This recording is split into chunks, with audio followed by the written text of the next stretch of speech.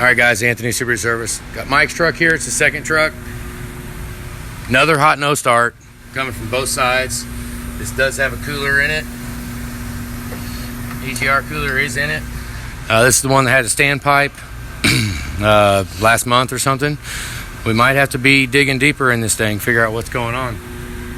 Standpipe was broke before and it worked for about a week. So what happens is when you we fix the biggest leak, and we got what we call the garden hose effect. You know, you get a big leak, a big hole in a garden hose, and you fix that certain big hole, all the other holes are going to show themselves because now there's more strain on all of the other weak points. So, I mean, it's blowing out of both sides. So we got air hooked to the IPR valve. That's how we got air test. So now it's, honestly, hope it ain't STC fitting.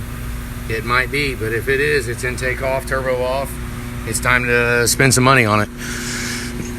Time to bundle. So, yep. All right, so let's, that sucks.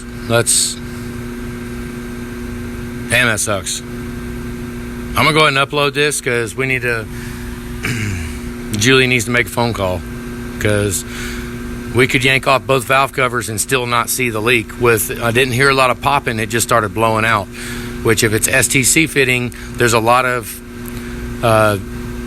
real estate that the air has to go through to get to the crankcase breather and the oil fill, so it will muffle the sound.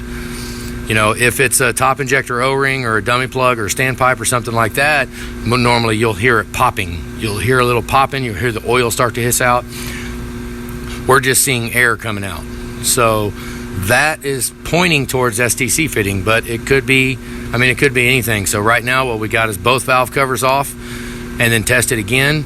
And then we need to potentially turbo off, intake off, EGR cooler off, and high pressure pump cover off. So, yeah, what a drag. I'm gonna go ahead and upload this. All right, guys, have a good day.